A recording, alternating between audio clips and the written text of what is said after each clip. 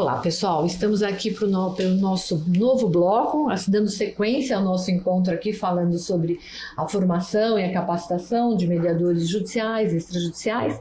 E agora nós vamos falar um pouquinho sobre as competências e habilidades. Estamos aqui com a Comissão Nacional de Mediação da ABA, presidida pela doutora Catarina, com a doutora Márcia, que é membro, e a nossa comissão, que é a Comissão Sudeste de Mediação, Negociação e Arbitragem, São Paulo. Eu, Celida Laporta, Camila Manfredini, e vamos dar continuidade aqui, falar um pouquinho, né, sobre competências e habilidades dentro da perspectiva da experiência de cada uma aqui, que todas atuam e têm essa visão. Então aí, doutora Catarina, se puder compartilhar um pouco e aí fazemos a nossa próxima rodada aqui. Com certeza, gente, é sempre uma satisfação estar aqui com vocês. Para quem não me conhece, eu sou Catarina Urbaz de Brito Taquariberino, doutora e pós-doutora em Direito, mestre em Direito e Políticas Públicas, presidente da Comissão Nacional de Mediação, diretora do Centro de Pesquisa da ABA e professora também da Uniaba, em Gestão Pública neste ano. Pessoal, então, quando a gente fala em competências e habilidades, tem uma palavrinha que fica aqui apitando, que é vocação. Eu acho que esse é o primeiro passo, é você se sentir vocacionado para o exercício desta atividade, que não é uma atividade somente profissional, mas é uma escolha de vida, né? Eu costumo dizer que quando você se forma mediador, se forma conciliador, você escolhe isso para a sua vida. Você muda toda a sua trajetória, você revê todas as suas relações sociais, familiares, profissionais. Então, eu acho que esse é o primeiro ponto, é se sentir vocacionado para a pacificação social. E aí eu já começo com um destaque, que é a diferença entre pacificação e passividade, né? Eu acho que isso é incrível e é algo que as pessoas confundem muito. Ser pacífico, promover a paz, né, promover relações saudáveis, não significa que você vai ignorar situações que te façam mal. Muito pelo contrário, é saber se posicionar da forma correta, até assertiva nessas oportunidades, para que elas não cheguem a atingir você, mas que você possa manter aí a ideia de uma resolução pacífica de disputas, né? Algo que você venha perceber dentro da sociedade. E aí já cai na máxima, né, que eu costumo falar para os meus alunos. Se sou ser humano e vivo em sociedade, logo tenho conflitos. Não tem como. Então, se eu tenho conflitos, eu preciso saber como geri-los, né? Afinal, não é o conflito que é o problema em si. A gente foca muito no conflito. Aquilo ali é o meu problema. Não, o problema é você saber gerir, né? Eu acho que é isso, o grande X, o grande mote. Exatamente. É ali o pulo do gato, como a gente costuma dizer na sala de aula. É o pulo do gato. Porque é onde a gente vai descobrir como trazer aí essas oportunidades de pacificação social e modificação da própria estrutura que a gente tem enquanto ser humano, né? E eu penso que deve haver, né, uma coerência, na verdade, daquilo que, como você falou, quando a gente opta por entrar dentro, eu falo beber essa água, né? Tô falando da água aqui, mas quando a gente bebe essa água da mediação e da conciliação, enfim, a gente nunca mais é a mesma pessoa, a gente realmente se transforma. Então, dentro desse contexto, não tem como eu pregar uma coisa, ensinar uma coisa ou fazer alguma coisa com o outro se eu também não estiver vivenciando isso comigo. Né? A gente fica meio incoerente. Então, dentro dessa questão da gestão dos conflitos, gestão das emoções, na verdade, a gente precisa focar e lembrar, né, que enquanto seres humanos, a gente tem que deixar a nossa nós não precisamos ser passivos, como a Catarina bem trouxe, mas a gente precisa zelar pela nossa paz. Eu só consigo intervir de forma pacífica, tentar trazer isso para o outro, quando eu consigo, na verdade, fazer isso por mim mesma, implantar essa paz que eu quero para o outro também na minha vida.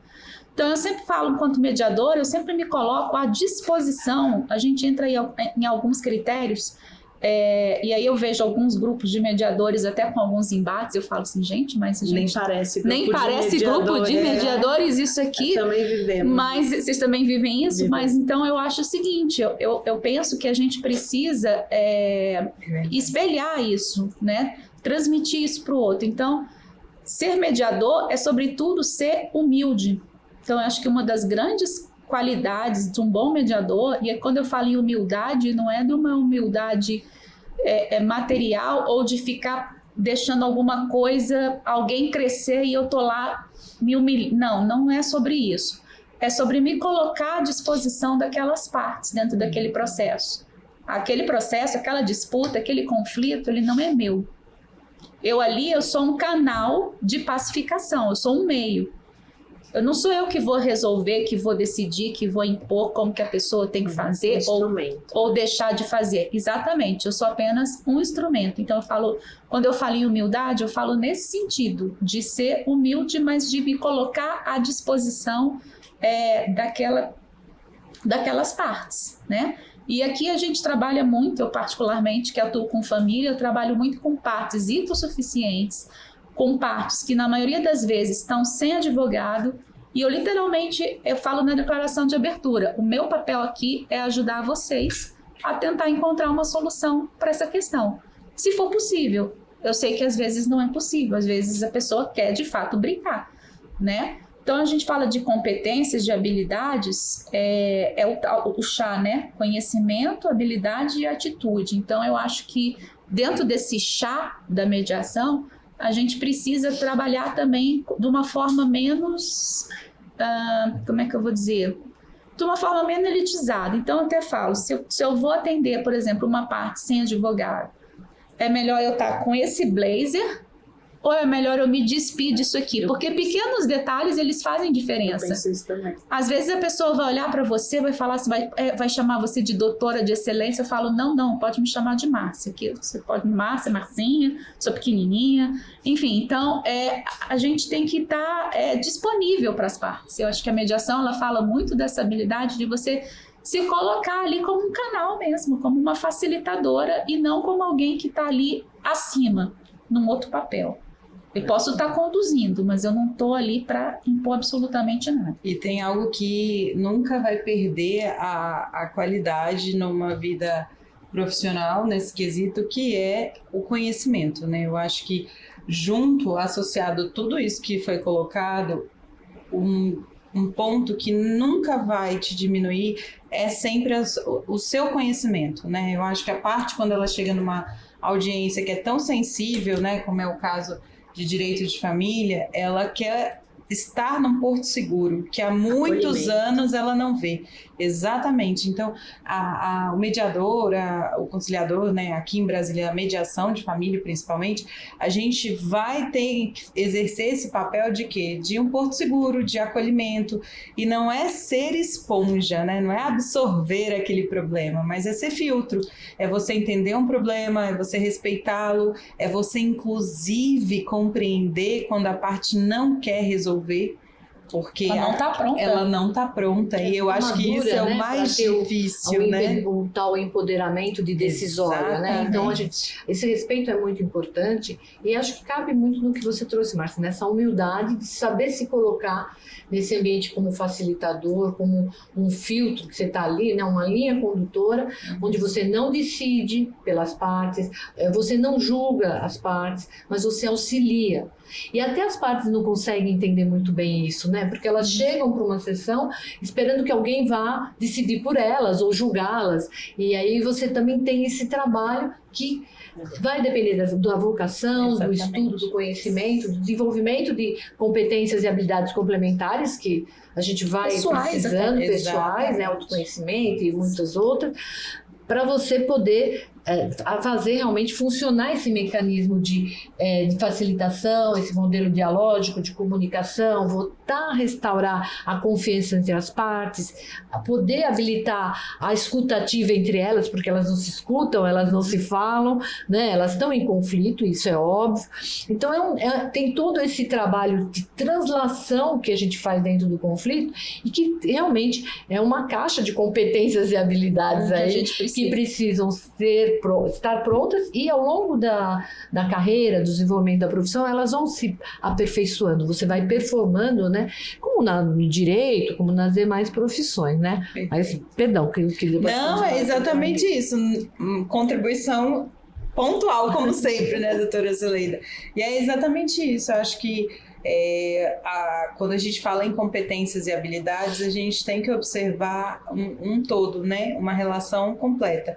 E não só a sua vocação e não só a sua característica para estar ali no exercício profissional, mas sim a sua habilidade de ser humano e compreender o outro com a melhor empatia que você puder oferecer ali.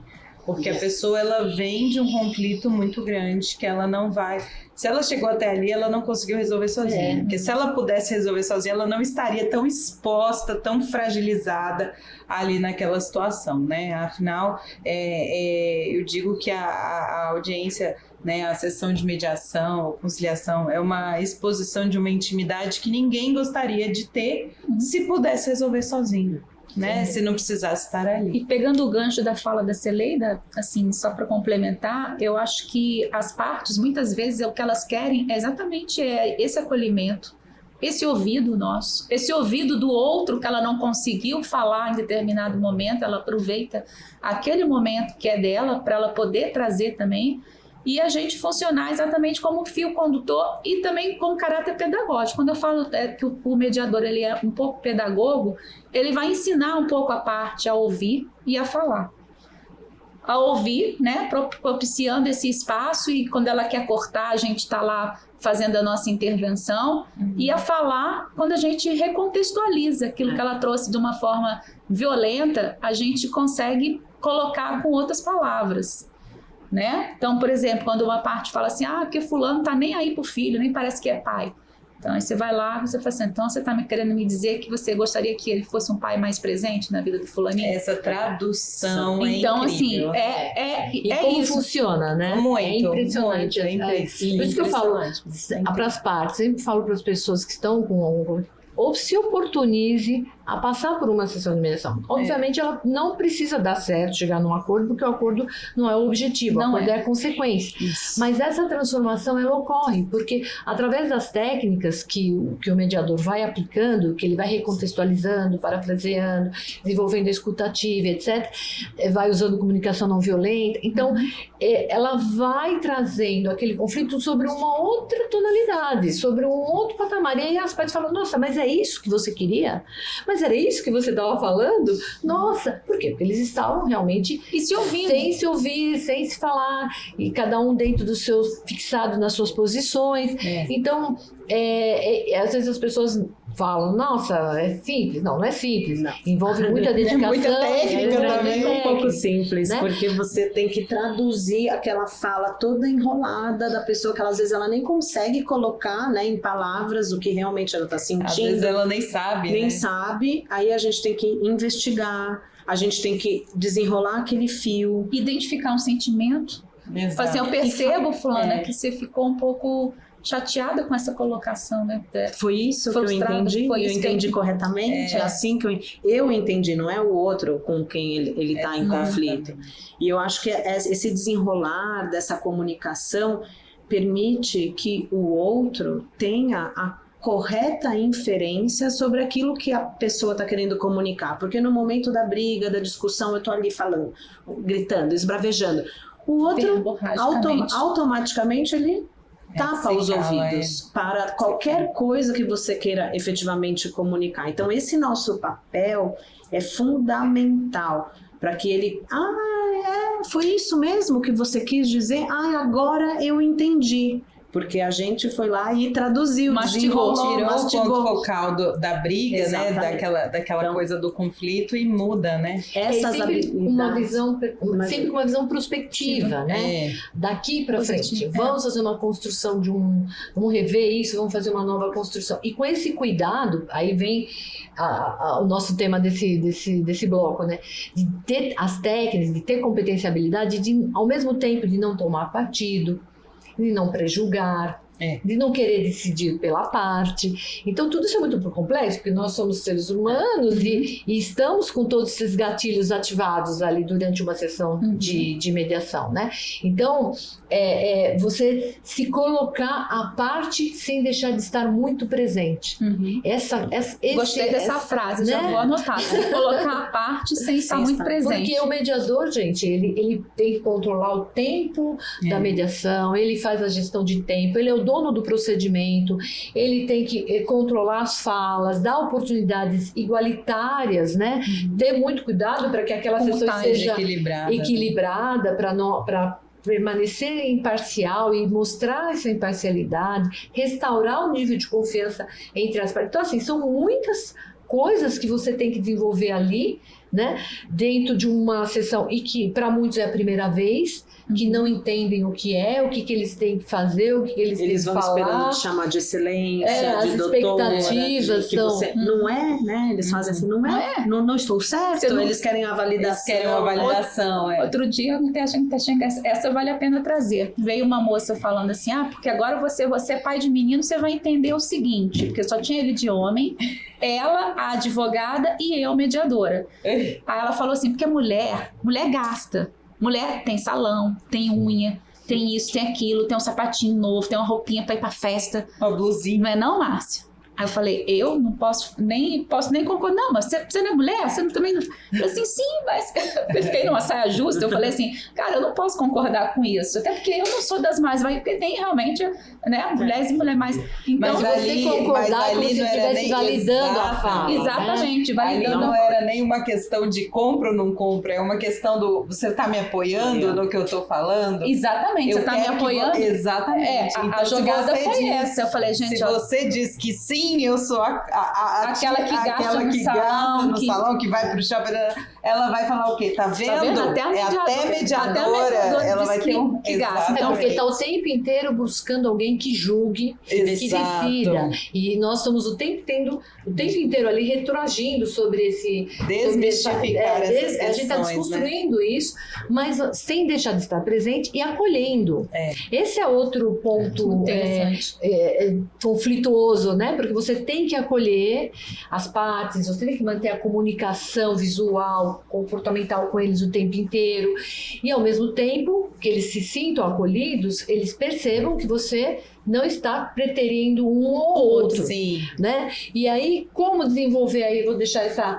praticamente uma das últimas questionamentos do nosso tempo, a doutora Camila falar. Como se desenvolver? Porque tem o que a doutora Catarina trouxe de forma excelente, que é a vocação, realmente. Nós também que ministramos, que somos mediadores, percebemos isso. Muitos profissionais chegam querendo ser... mas realmente não tem a vocação, porque como também a doutora Márcia falou, é uma mudança de vida que você vai trazer, porque você vai ter que internalizar. Tem que mudar a chavinha. Você vai ter que mudar a chavinha, você vai ter que mostrar uma coerência entre o seu comportamento e aquilo que você está praticando, senão ele vai ficar inválido, vai ser sempre viciado aquele procedimento que você está fazendo. Então, como desenvolver essas competências e habilidades, porque nós não temos todas, né, obviamente. Como que a doutora pode nos trazer aí? Né, tem algumas mais desenvolvidas e afloradas do que outras. Mas eu particularmente gostei o que você estava falando no começo sobre a questão da vocação, porque foi exatamente assim que eu me senti. Eu sempre fui advogada, mais de 20 anos do contencioso, do litígio, e muito embora seja uma pessoa que adora um procedimento, né, uma coisinha assim, um método, uma coisa toda organizadinha, começou a não fazer tanto sentido assim para mim, e é pessoal. Aí eu comecei uma mudança interna minha. Foi quando eu me deparei com o Instituto da Mediação. Eu já tinha tido contato com arbitragem e em outras situações, mas ainda, né, no litígio, né, no litígio arbitral, comecei a ter esse contato. E quando eu comecei a estudar com profundidade as técnicas de comunicação, de como você se expressa, de como você consegue reconhecer o que são sentimentos, o que são necessidades, como fazer pedidos, isso parece que veio, sabe, a luzinha assim na minha cabeça. Eu falei assim, gente, é isso.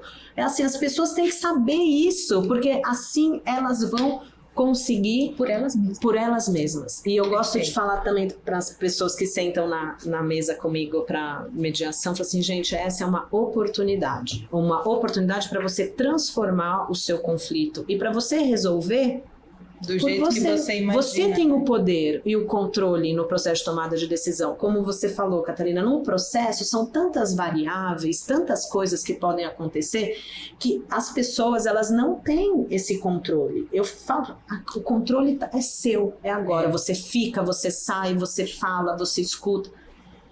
E eu acho que uma das habilidades também mais importantes que a gente precisa desenvolver, e na mediação isso nos ajuda muito a desenvolver, é a tal da escuta ativa. Nossa, é um super desafio isso aí. É um baita desafio, porque as pessoas estão falando e você automaticamente, você não está ouvindo, você está pensando já em como você vai retrucar aquela fala, né? Você ouvir verdadeiramente o outro dá trabalho. Então, todas as mediações que eu fiz em que as pessoas se sentiram verdadeiramente ouvidas, mesmo sem um acordo no final, elas saíram da sessão transformadas e gratas por terem tido aquela oportunidade, aquele espaço. Eu, pela primeira vez, eu consegui falar e fui ouvida verdadeiramente. Então a gente precisa... Essa é uma habilidade muito difícil de desenvolver, na minha opinião, porque ela exige a gente... Presença, né? Nossa, nós somos a gente sofre as interferências das histórias que vão chegando ali na mesa. E a gente está ouvindo, mas a gente está criando com base naquilo que a gente tem, né, na bagagem que a gente carrega, nas experiências que a gente tem, na educação que a gente teve, a gente vai criando também um cenário dentro da minha cabeça que é diferente da cabeça das pessoas que estão ali. Então você fazer essa escuta realmente limpa, verdadeira e mostrar isso para a pessoa é o grande desafio, é a habilidade mais difícil na minha visão, assim, da gente desenvolver na sessão. Então vai ter sessão que você vai fazer que talvez você não vá praticar tanto e não vai conseguir chegar nesse ponto, tem sessão que é maravilhoso, que você consegue fazer isso.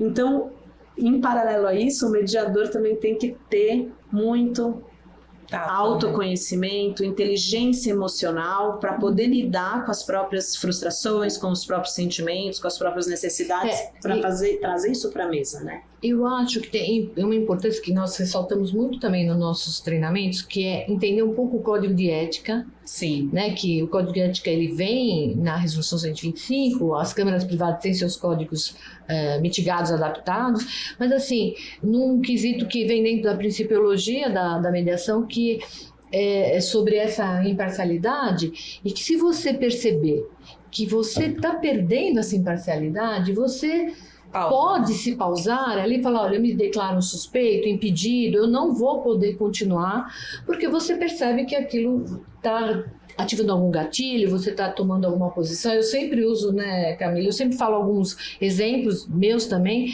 Eu tenho várias situações que eu já me declarei impedida de seguir com aquela sessão de mediação, porque eu percebi que eu conhecia a pessoa e aquele conhecimento estava interferindo, né, ou algum tema sobre por exemplo, trazia uma empresa que eu tinha tido já um conflito de relação de consumo, eu pessoalmente, com aquela empresa, então eu não conseguia ser imparcial sobre aquele caso. Então, eu acho que isso também é uma responsabilidade do mediador que vem desse autoconhecimento, da humildade, de você se desvestir para você se vestir, porque também é difícil isso, né? Mas que honra também o código de ética. O código de ética, e que realmente vai cada vez mais te profissionalizando para você realmente poder atuar com responsabilidade, com profissionalismo e para fazer um produto, um trabalho com qualidade. Porque assim, essa é uma preocupação que eu acho que todos os mediadores sempre tem que trazer com muita responsabilidade. É uma profissão nova, uma carreira nova para nós aqui ainda no Brasil. A lei de 2015, a legislação de 2010, ainda se tem muito desconhecimento. Então, nós temos que criar essa carreira e criar esse respeito dentro do mercado sobre os profissionais que queiram atuar em conciliação e mediação. Só para corroborar mesmo com isso que vocês colocaram, eu costumo dizer assim que somos todos frutos das histórias que chegam até nós, né? E no fundo, todos nós, dentro de uma escutativa, todos nós queremos ser ouvidos. Sim. Por quê? Porque é a maior promoção do sentimento de pertencimento, né? Então eu acho isso incrível, porque eu acho que a coisa mais difícil da vida, não é só da mediação, mas da vida, é você escutar ativamente, sem produzir pré-julgamentos. Eu acho que isso é um desafio, assim, enorme. E ao mesmo tempo, quando você consegue, você produz um sentimento tão bom de inclusão, de pertencimento, de nossa, eu tô ali, tá me entendendo, sabe? A pessoa tá me entendendo. Sabe aquela coisa assim da sintonia? Uhum. E isso eu acho que é uma coisa assim tão, tão maravilhosa dentro da mediação, que quando as partes conseguem atingir esse ponto, que é justamente o que a doutora Camila falou, atinge esse ponto, a gente consegue desdobrar de uma forma tão... É um flow, né? Exatamente. Fluir, que é o que a doutora Cileida também colocou. O acordo, ele não é objeto. Ele não é objeto da mediação e da conciliação, ele vai ser fruto, ele vai ser consequência, porque ali, e isso a doutora Márcia fala há muitos e muitos anos também, que é o quê? É a relação de continuidade, sim, é o diálogo, é poder falar sem se machucar, sem ofender a si mesmo e ao próximo, né? Isso aí, gente. Bom, pessoal, vamos terminando aqui o nosso bloco. Espero que tenham gostado. Agradeço mais uma vez as queridas colaboradoras aqui, a Comissão Nacional de Mediação da ABA, nossa comissão aqui sendo representada por mim e pela Camila, a nossa Comissão Sudeste de Negociação, Mediação e Arbitragem de São Paulo. E em breve voltaremos com mais um bloco aqui sobre a formação, capacitação de mediadores, falando um pouco da mediação judicial, extrajudicial e outros temas interessantes aí para vocês. Até já.